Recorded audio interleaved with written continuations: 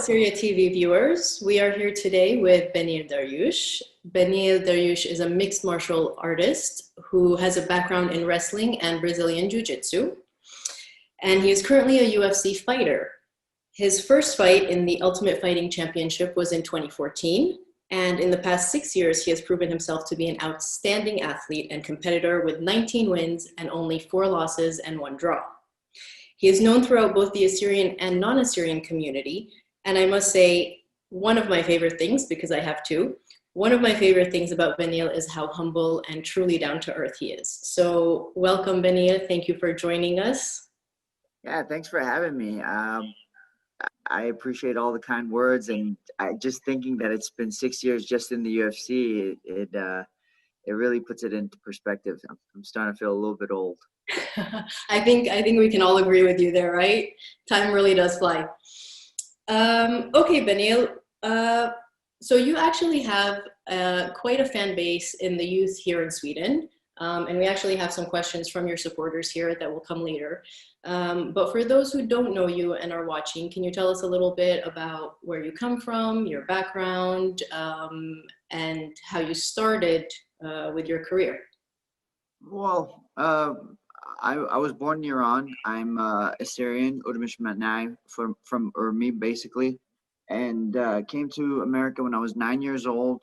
I started doing sports in high school. I did a little bit of soccer, and when I turned 18, I started doing jiu-jitsu. And with no plans to become a fighter, I just started, and I really enjoyed what I was doing.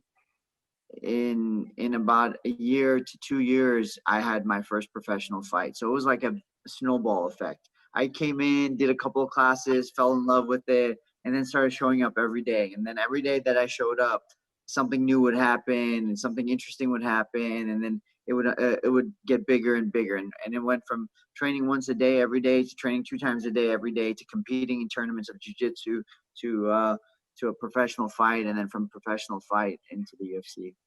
Okay, that's awesome. So you kind of fell into it. Yeah, originally my thought process was I'll go there, I'll get in shape, I'll stay in shape, because they were all telling me, my college friends who were a little bit older than me, they're like, oh yeah, when you go to college, you're gonna gain some weight, you get a little bit lazy because there's a lot of school, and you don't have a lot of time to exercise. And personally, I was never the type of guy who liked to go to the gym. I didn't really have fun. I would go to the gym because my friends were there. They wanted to lift weights or they want to go running. I would do it because my friends were there, but okay. It wasn't really. It's not in my nature to do that stuff. Like if you. Very interesting. I never would have thought that. Yeah, people tell me that all the time. I think it has to do with how I was raised. I was born in Iran, and we did a lot of farming. With farming, you do things that help you progress. Like if you plant or whatever, you start to see growth, and so you water your plants, or you harvest, and you have your food. But like exercising, like just to exercise, was like, what's the point of this? Like I used to do this as a kid, like all day. Like why am I just doing this just to do this? So I think that's probably why I never felt any progress when I went to the gym. So it wasn't appealing to me. Okay, that's interesting. That makes sense, though. I can see that. And I like the analogy with the farming. So I can see how that translates then to the fighting. Speaking of Iran, you said you were born in Urmi. No, you are from Gultapa, right? Originally, I was born in Ahvaz, and then which is, I think, near Azerbaijan. But then I moved to Urmi, and I lived in Urmi most of my life. Okay, can you tell us one of your favorite memories from growing up there? Most of the time I spent with my friends in Jutapa, a small village, and we just played around. My fondest memories would be just spending time with my friends. We climbed a lot of trees, and we ate a lot of joza, which is, I think, chestnuts. It's different. You eat them like, I go everywhere and you eat them, but they're dry. But once you get them off the tree, you get a knife, you crack it open, and then you peel it out, and your hands are all black, but it feels like you're eating the chestnut, but with butter, because they're so oily and delicious. And Yep. we would do that for hours. We would climb on our neighbor's rooftop, and we would do that for hours, and then we would get yelled at, and then we'd have to run away, and we spent a lot of time getting in trouble. Those would probably be some of my favorite memories. That sounds like a wonderful childhood in that case. I think you did it right. I think my childhood was very good. I worry about when I have kids. I worried about the TV and the phone and things like that. But hopefully, Oh, yes. I can have a little say in it, and I can just throw the phone away and the TV away, and everything will be better. I think so. I think you'll be okay. Okay, switching gears a little bit, for our viewers who may not know much about mixed martial arts, can you tell us a little bit about that? What it entails and the different types So, of... if you don't know mixed martial arts, think of it as fighting. You're trying to fight, but also you've spent your time learning how to wrestle. You've learned how to box. You've learned how to grab someone's neck and hold that neck until they basically tap, which is they submit and they give up. It's I would say the ultimate form of competition. That's what fighting is, and that's what mixed martial arts is. You know, you say you can put a ball through the hoop, or you can kick a ball further, or whatever the competition is. But then I can say, hey, but I can kick your butt. That's where that comes in. That's why I say it's the ultimate form of competition. When it comes, and if you think about it in reality, how do nations compete when they don't agree on something? They go to war. So that's what it is. Fighting is the ultimate form of competition. Now, if you can do it without malicious intent, then it becomes a martial art. It stops being fighting and becomes a martial art. So your intentions are very important as well. Okay, and I think that's very important to know, and I'm glad you mentioned that, because back in the day when I was first introduced to UFC and MMA was through my brothers many, many years ago. And I remember at the time, I mean, this was easy 15, 20 years ago, and I would be like, this is so violent. How can you guys watch this? This is crazy. But then, of course, I got older and I got into boxing and different things like that. And I started to understand it more as an art, as you said. So I think it's really, really important that you mentioned the intention that you have behind it, because it's not just going into the octagon and just beating the crap out of somebody. Yeah, There's actual art to it. I think so. And you know, if you're young, because 15, 20 years ago, I would say 15 years ago, I saw it. I saw MMA, and it did, capture my heart quickly in terms of emotionally, because it's fighting, and you know, the stronger person gets to stay, and the stronger person wins, and all of that. But that's a short-term emotion. It's not going to sustain you for a long time. Martial arts is a completely different thing. Martial arts is a discipline. It's a lifestyle. So yeah, for the people who want to get into this just because they like fighting, I'm going to tell you, man, you're looking at an uphill battle. But if you're willing to get into this and understand that you got to be willing to put in time and effort and sacrifice into a detail of everything you do. You know, people see me in the octagon, they're like, oh, he did this so easy and he did that so easy. Honestly, there's nothing in there that I've done easy. I've practiced everything I've done in that octagon between thousands to a million times. Okay, wow, that's amazing. What would you say is something that you love about MMA and something that you maybe don't love so much, and the biggest lesson that you've learned throughout your career? All right. I like in MMA, one of my favorite things, I mean, it changes obviously if we're talking like striking. My favorite thing is making people miss. If I don't get hit, if I block a technique and I make you miss, and I'm able to counter, that's my favorite thing in striking. In grappling is just my favorite thing in grappling is to break someone's will. When we are, let's say we start in the beginning and we have the same level, same technique, and let's say our cardio is close and everything's really close, but one person just will not give up, and the person who doesn't give up eventually overwhelms the other person. That's one of my favorite feelings. I think of that as breaking someone. So that would be, those are some of the things that I really like. Things that I don't like in terms of competition, obviously cutting weight is one of those things I don't enjoy. I wish there was another way around it, but there isn't. So I don't overthink it. And then Okay. you had one more. I forgot what the last one was. The biggest lesson you've learned in your career, which that might be a tough one to answer. Actually, recently I've been thinking about this a lot, so it's perfect timing. The Let me see how I can put this in words so it makes sense, because in my head it makes sense. So I want to make sure it's Absolutely. Take your time. yeah, it's comprehensible. So all right, let's say it like this. I think this is this works. In the book of John, John 1, I believe it says God is love.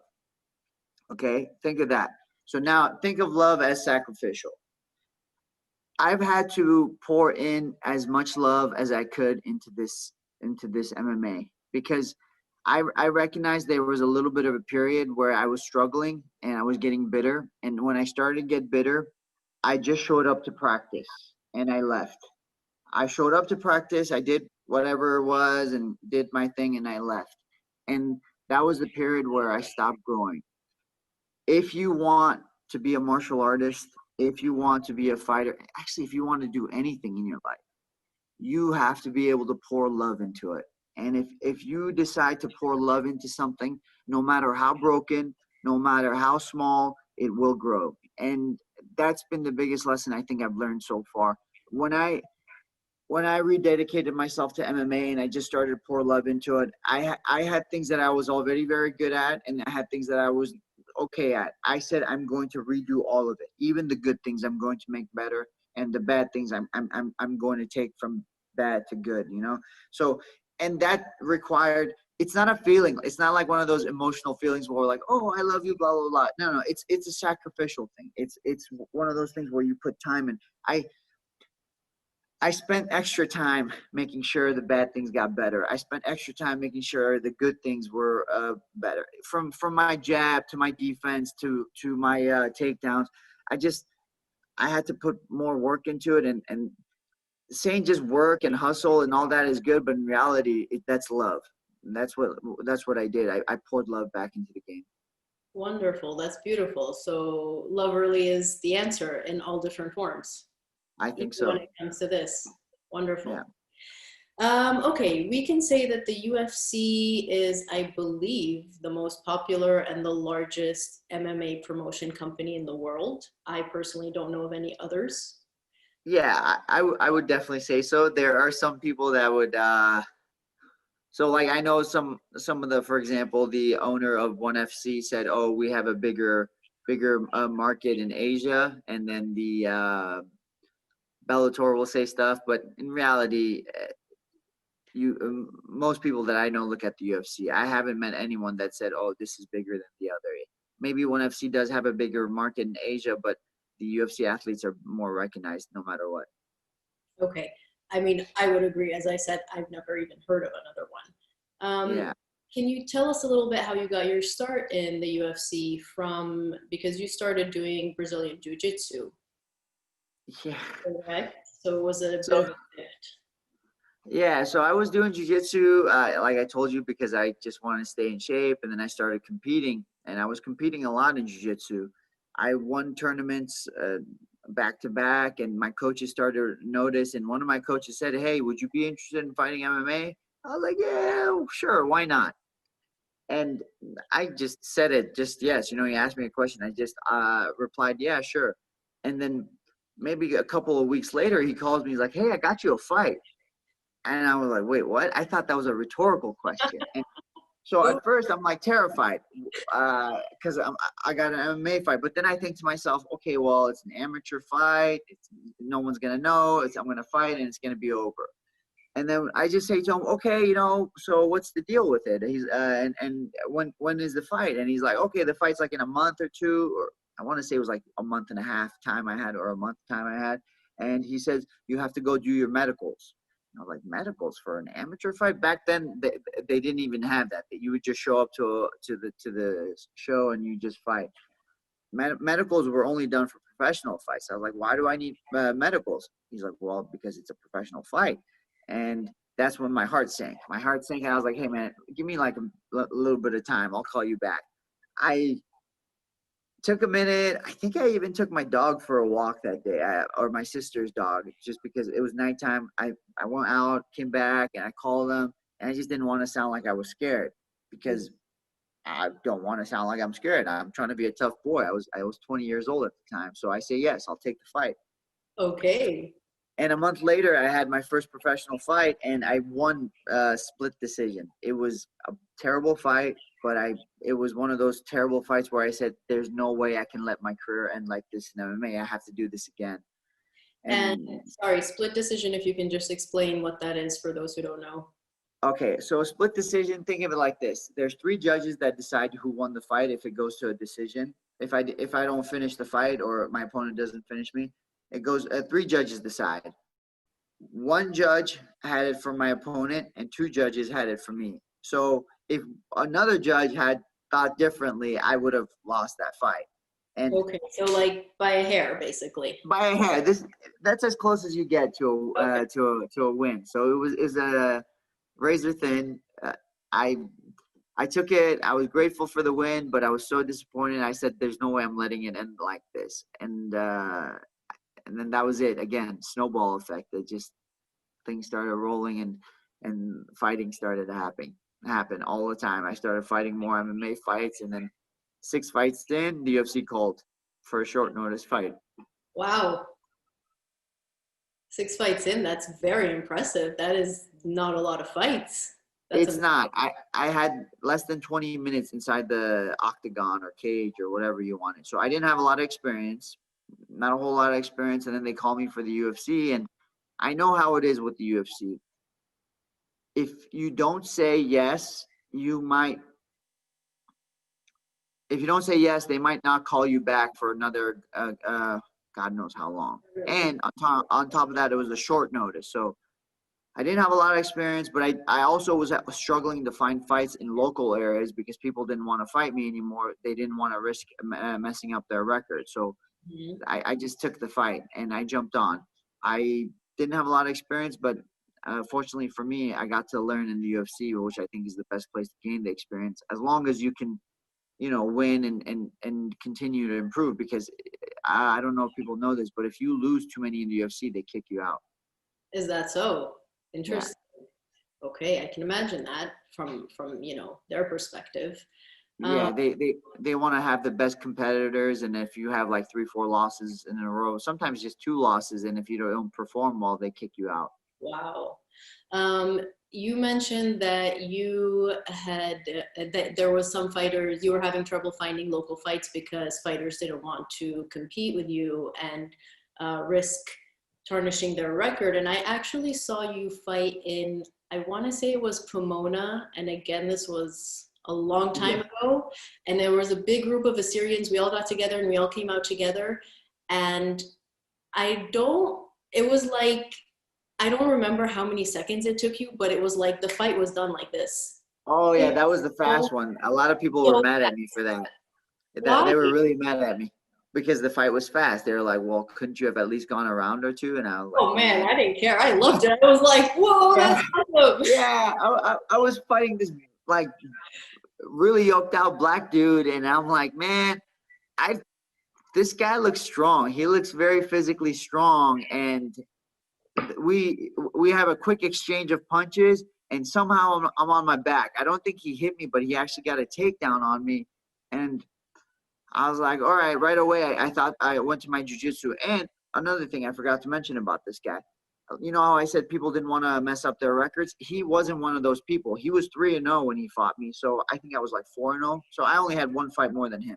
So he said yes. He was one of those people who actually said yes and showed up to the fight. So he had a unbeaten record. I had an unbeaten record. He was looking to go to, that's why I was so happy that fight was over, and it was over quick, because that dude came to fight, and yeah, it is what it is. That was amazing. To me, as a spectator in the audience, I thought it was just amazing. So that has stuck in my mind for all these years, actually.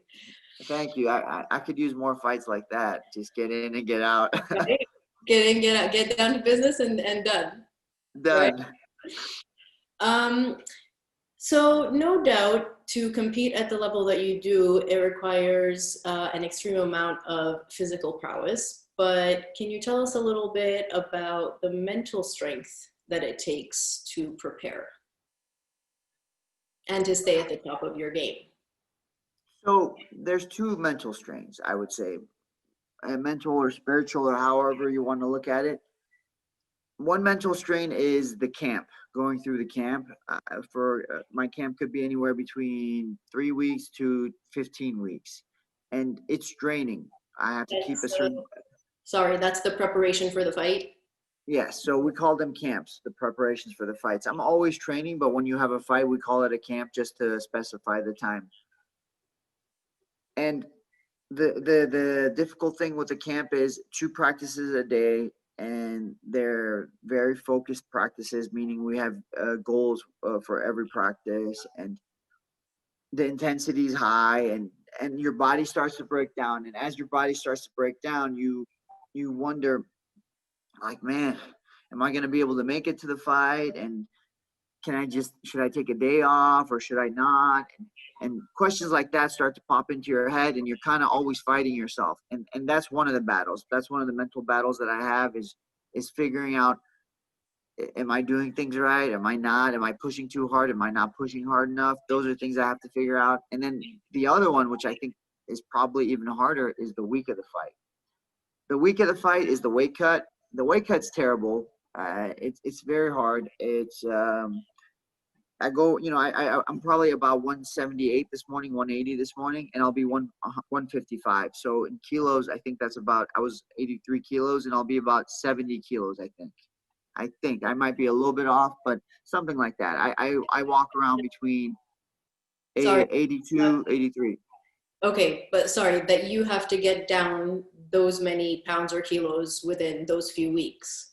Yeah, and Friday I'll weigh in and I'll be 70 kilos or 155 pounds, and then Saturday I'll be ready to fight. And normally I'll weigh in at 55 pounds and I'll be back up to 170, 175 pounds, which is, again, 70 kilos back up to 77 to 78, 79 kilos. That's normally how it goes.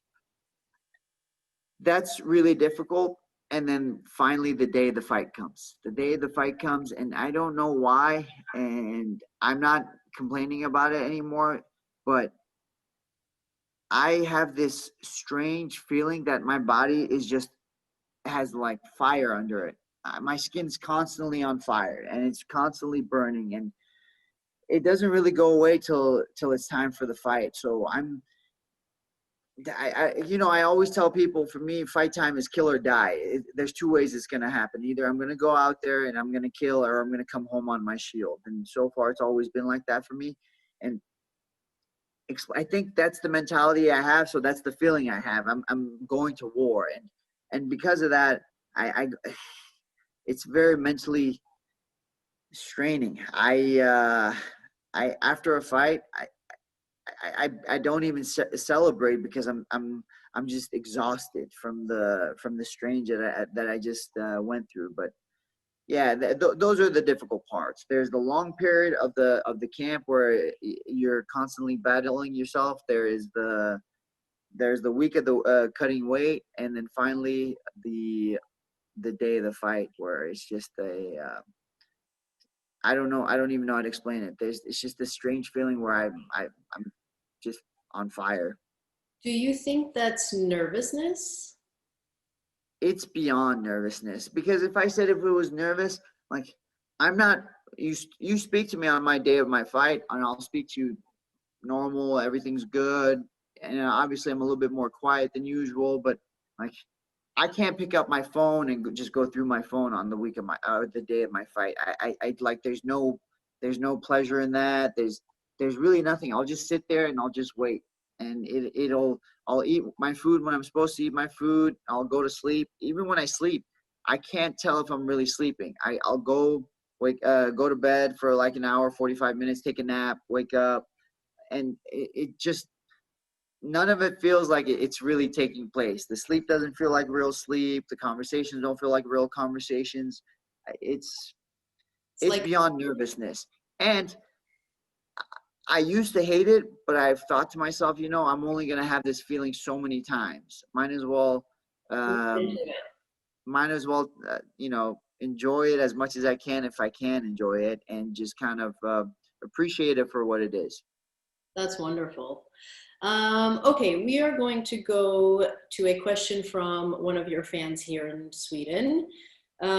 You now have 5 straight wins, the last 2 of which were extremely talked about.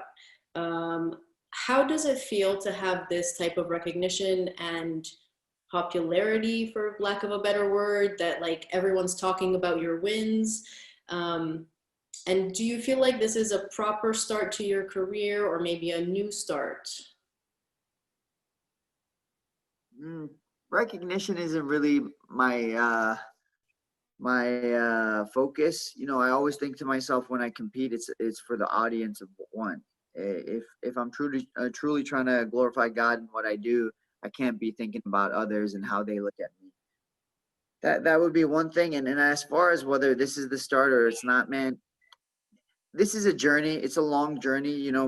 I've had some tough losses. I've had some wins. I started out well and whatever. I think you have to look at all of it. You can't just say, okay, this is the beginning now. This is the one. No, all of it has accumulated into this moment. And I am who I am because of all the things I've gone through, the wins, the losses, and the wins now. I wouldn't be so dominant in these last 2 fights like he mentioned or she mentioned. I'm not sure if it wasn't for the accumulation of the time period before. So I'm grateful for all of it, including the losses, and I'm just glad to be here. I'm not worried about all the other things. Spoken like a true winner, Beneil. Honestly. Thank you. Okay, another question from one of your fans here. You won your last match by a spinning backfist, which only 7 other fighters in UFC history have succeeded in doing. First, for those who don't know what a spinning backfist is, can you please explain that? And then second, what do you think it is that has made you such a remarkable fighter and like finisher? All right, the spinning backfist, let me see if I can explain it. I'm going to get up. Okay. Because the best way to explain it, I think, is to just show it. Okay, you Perfect. can see me. You can't see my feet, but I'll try to kind of explain it. So this is my stance normally. I'm a lefty, so my left hand is in the back. This is my right hand. So this would be my jab hand. The way I did the spinning back fist was I faked the jab. I threw a very lazy jab for him to counter.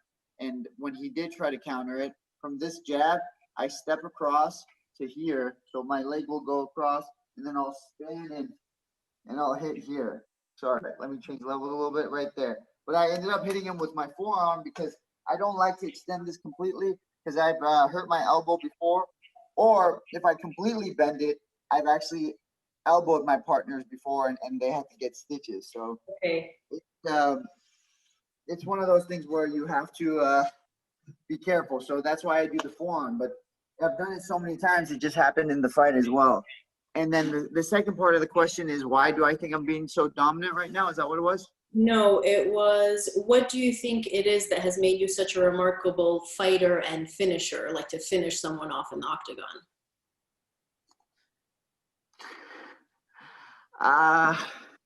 The finishes, man, I don't know, because in training, it's not like that. It's not like I'm just taking people out left and right in training. To be honest with you, I actually get my butt kicked on a regular basis in training because in MMA, we're a jack of all trades kind of situation. I wrestle, I do jiu-jitsu, and I do striking.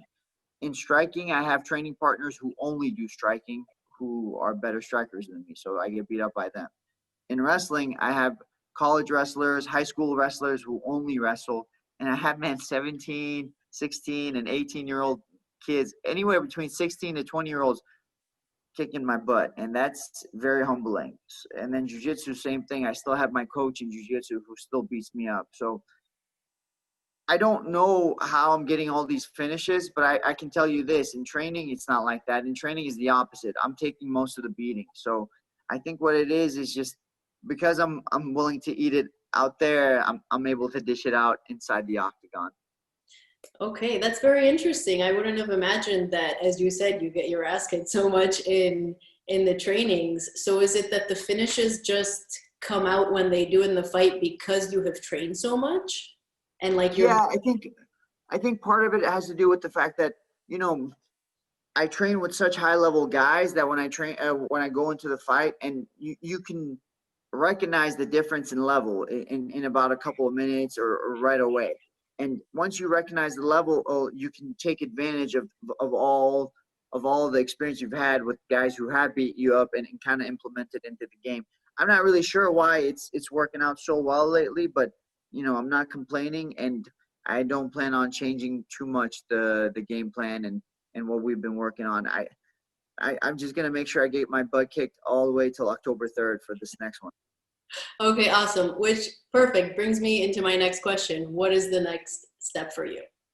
So they have me lined up to fight Charles Oliveira, who is ranked number 6, I believe, in the world.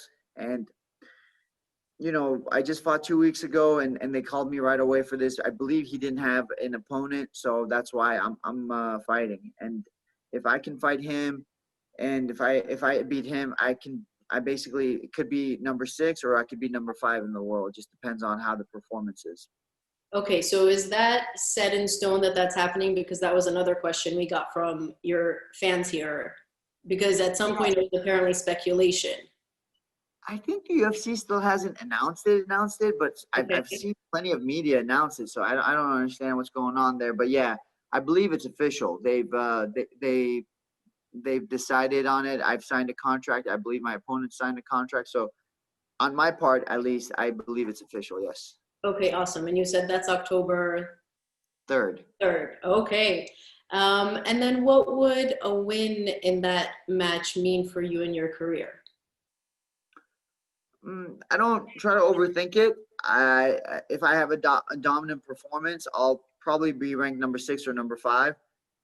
And if I'm ranked number 6 or number 5, you know, I could possibly be 1 or 2 fights away from fighting for the belt. So I've been here before. It's not my first time. You know, my goal is to just make sure I get back to where I get this fight, and I'll be back to where I was. But kind of be in the moment. Don't try to think about, oh, I just need one more fight and I'm fighting for the title, or I need 2 more or whatever. Just focus on this fight, enjoy the process, and as much as I can, get to the fight, have a dominant victory, spend my time with my family and things like that. If you know the fight brings me a title shot, or if the fight brings me a number 1 contender in like Tony Ferguson, Dustin Poirier, or one of these guys, great. I'll be ready. I'm not too worried about it. I'll take whoever and go from there. I try not to overthink things. You know, there's a joke always my pastor makes is make sure you be a Mary and not a Martha. Martha is in scripture is the one that worries about every little detail. So, and Mary is just worshiping at the feet of Jesus. So my goal is to just be like Mary and not overthink everything. So I'm going to be dominant in this fight and just see what happens after that. I love that. That's great. Good luck to you in that fight, of course. We're all behind you. Thank you. I trust me. I know. I got 10,000 messages after this last fight. I deleted my social media because of it. Like I couldn't keep up. I felt so bad. I can't answer everybody. I was just like, all right, we're going to chill out. I think you need a social media manager maybe, or like a social media intern or something. So I deleted my social media, and my wife's like, "Oh, okay, I'll look over it, no problem." She did it for like 2 hours. I think she's like, "Okay, I'm done. I She's like, changed my here's your mind." phone, I don't want it. Yeah, she's like, "I'm deleting my social media too." I was like, "No, it's okay. You just don't answer, and we'll figure it out some other time." So right now, that's where I'm at. I can only imagine. Okay, take us through a typical day in the life of when you are training in camp for a fight. Like how much sleep do you get? How much time do you spend fighting? What kind of food do you eat? I'll give you an idea. Today's, I wouldn't say an easy day, but today's one of the lighter days of my week. Today, Monday, I just came from my practice, which was a striking practice. We focused on a lot of striking with my coach Rafael Cordero. He's my MMA head coach. And then now came home, resting a little bit, speaking with you guys. Then I plan on going to my strength and conditioning program. So I'll do my strength and conditioning about 4 o'clock here, which is in like 2 hours, or 3 o'clock. I don't know. Whenever I get there, he's just like, all right, get to work. So I have that, and then I take it easy. On Tuesdays and Fridays, I have sparring where we'll do live sparring. Tuesdays will be small gloves. We don't focus on the hard punches, but more on grappling. Fridays, we have bigger gloves, less likely to get cut and less likely to break your nose and all that stuff. That's when we go harder. We punch much harder. So like if you look at my eyes, that's from Friday. Okay. Saturdays, I have probably my toughest day. I have these guys come in for a wrestling practice. I'll do some wrestling on Saturday, and then as soon as the wrestling practice is done, we'll recover, go shower, and we'll go straight to sprints. We'll sprint up this hill that's just miserable. We'll do anywhere between 15 to 30 sprints coming up. And then once we get to the top of the hill, which is 2 miles up, we'll hell no. We'll put our gloves on, and then we'll finish up the practice with about 20 minutes of light striking, and then we'll call it. And that's probably my toughest day, Saturday. It's one of those days where I still feel it till Monday. I can imagine. When you're training, do you completely isolate yourself in terms of not going out and socializing and seeing friends and things like that? Or can you still have some semblance of a quote unquote normal or typical daily life? I don't actually like the isolation. It can be good, but it just depends on your personality as well. For me, I actually do better with family and friends around. And on top of that, it's not like I drink. So when I go out, I'm just hanging out with my family. My biggest worry when I go out and hang out with family and friends is just don't eat too much. I have to be careful of what I'm eating. And I know it sounds crazy, but when my friends barbecue, they're very good at barbecue. So I'm always like, okay, I'm gonna eat a little bit, not too much, and then if I have to, I'll leave. Like it gets that bad where I love food. It gets so bad sometimes. I'm like, yeah, I'm just gonna leave. I'm not doing well. I'm gonna go home and just drink water till I'm full.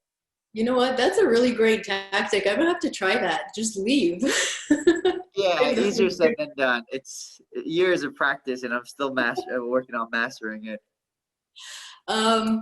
What would you say is your favorite Assyrian food? And do you think it's the amount of Beneil or Flagge or Bushala or kebab or whatever it is of the Assyrian food that lends to you being such a good, strong fighter? It's definitely a possibility. Mom makes chipta, a lot of chipta. I just ate some actually. I can if you need it, I could bring it over and show it to you guys. It looks so. But I eat a lot of chipta, a lot of dolma. If I had to pick what's my favorite, I'd probably pick. That's hard. That's hard. Do chada count? Are chada technically, are they considered like a meal, or is that like breakfast? It's a breakfast meal, right? Kade, the one, well, you guys say chade because you're from, it's the sweet thing. Yeah, it's like a circle, and then you cut it, and then you eat. You get some sweet tea, and you. I mean, I would eat it for breakfast, lunch, and dinner, so you can count it as dinner. Man, that might. Sheesh, this is hard. You know what? Some of your favorites. Chipte, you said. Kade.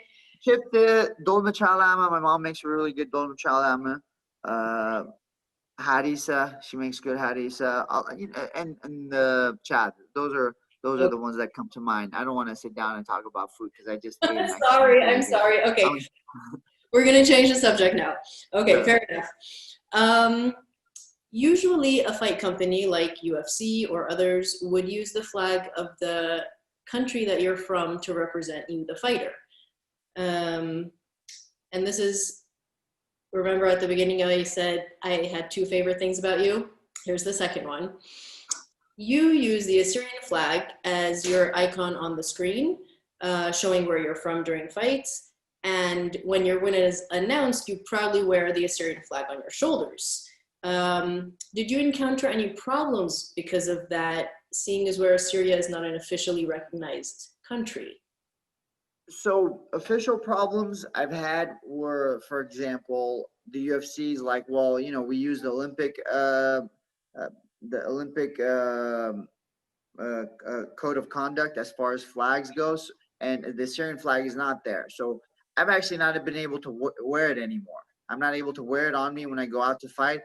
But they put it as the logo right beneath my picture. So that's a win in itself for in the UFC. I'm still trying to figure out with ESPN. ESPN has the Iranian flag there.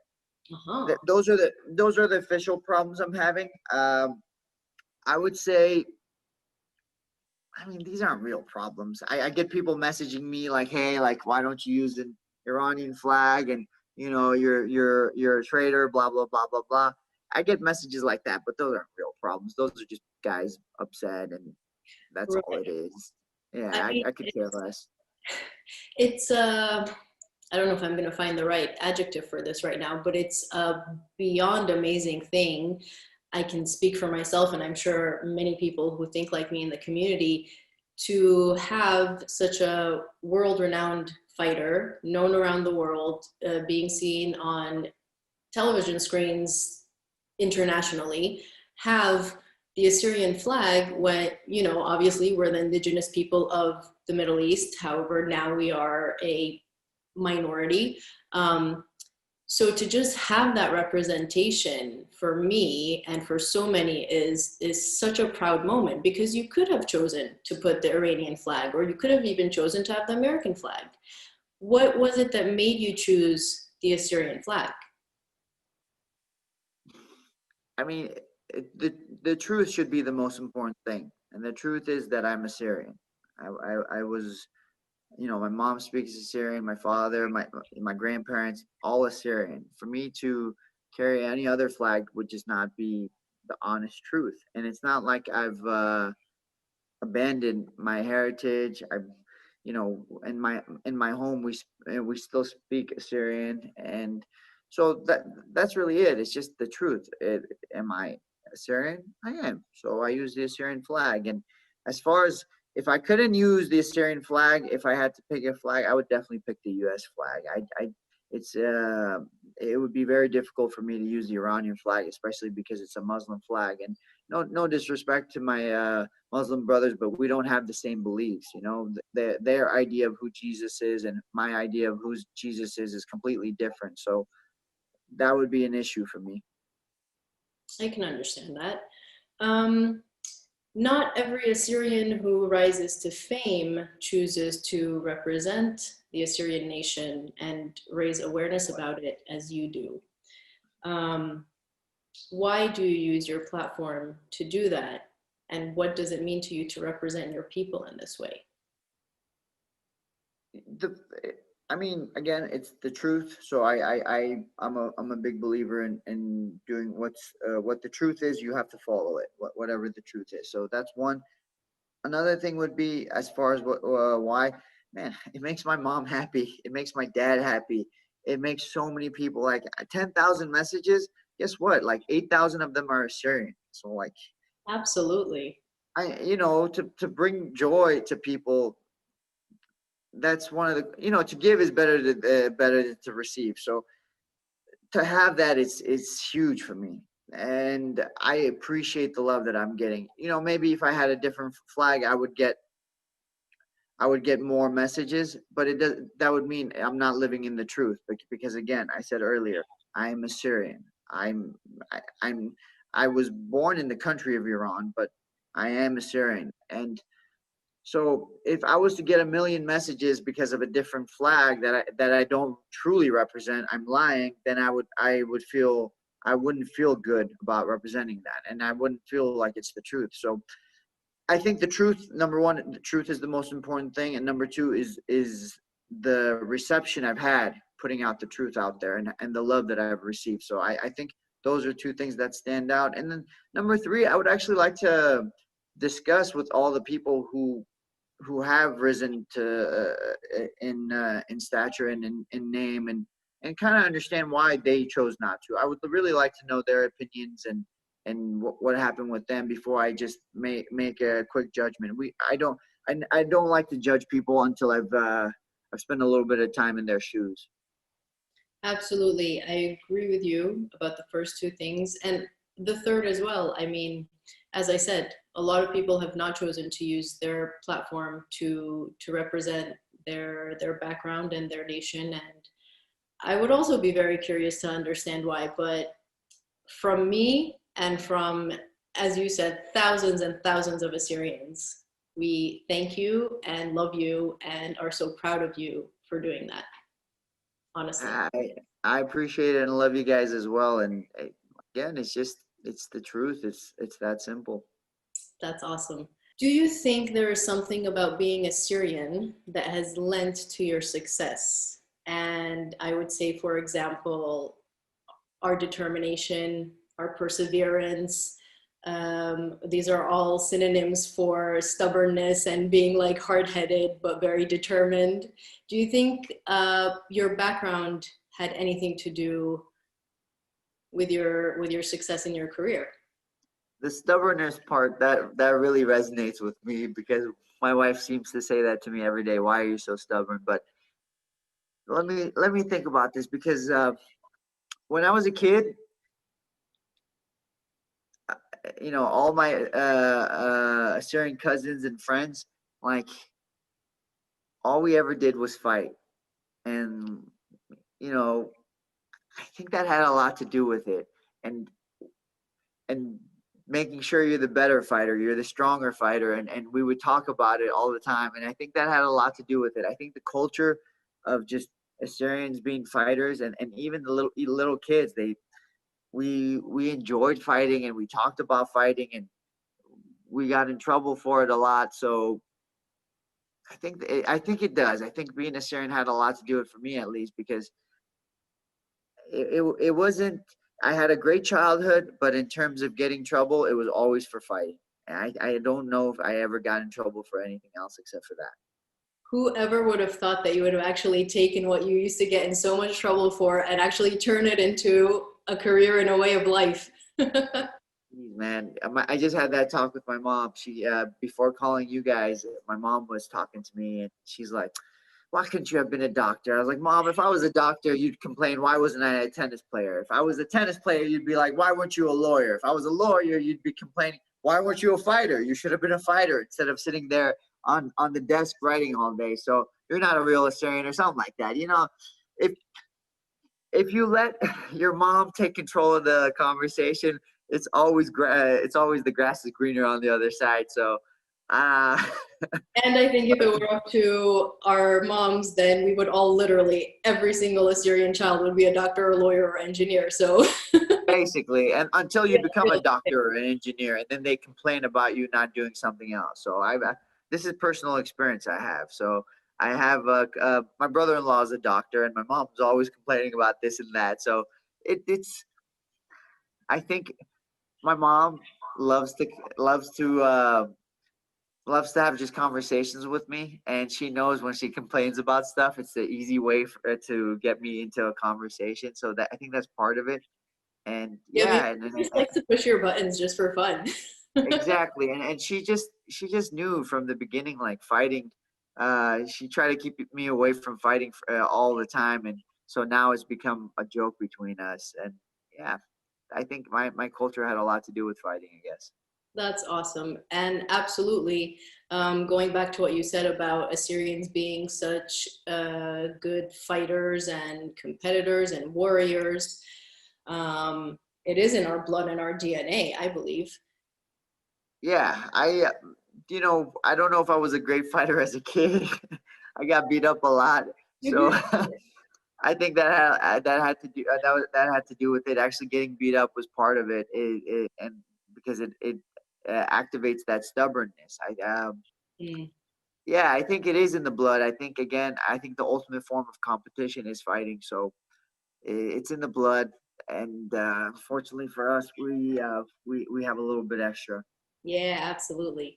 Most UFC fighters have, or most fighters in general have a nickname.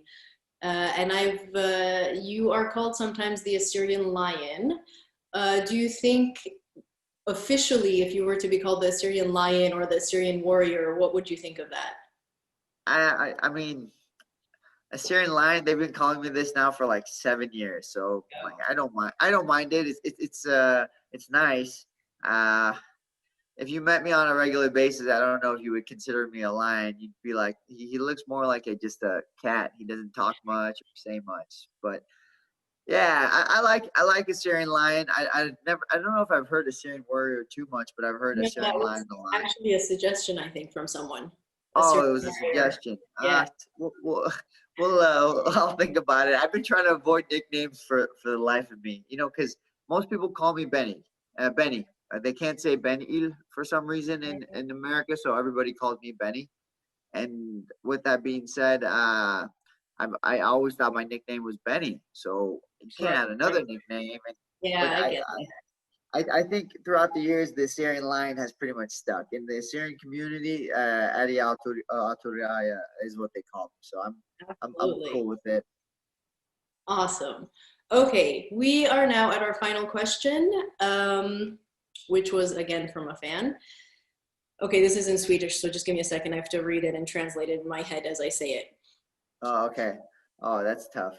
So every year, the UFC has a UFC gala, and your fans here in Sweden would like to know and would like you to promise us that when that event takes place in Stockholm, that you will be there so that we can come and support you and watch you fight and watch you win and get to meet you. And so yes, that was the final question that we had from our fans here.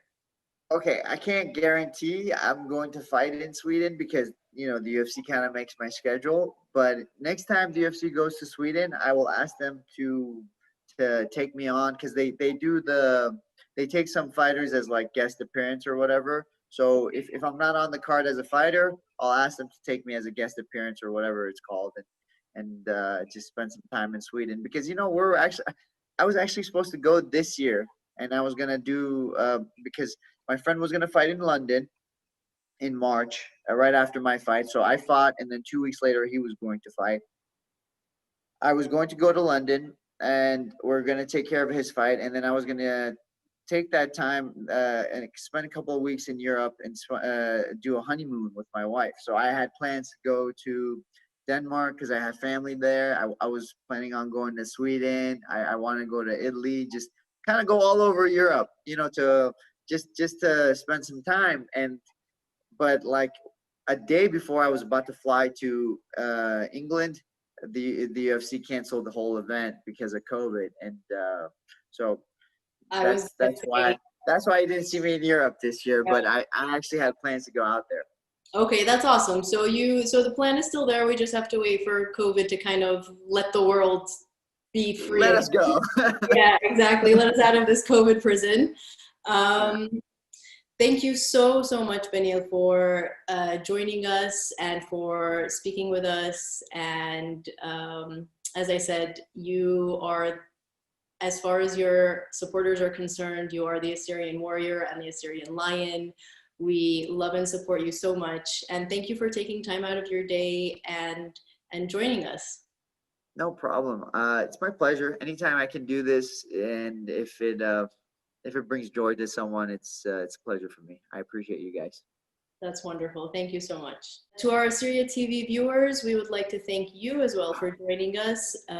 We hope that you enjoyed this conversation with Beneil Dariush.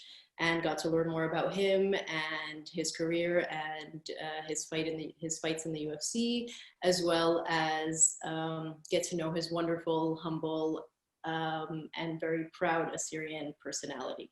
Thank you very much. Good night.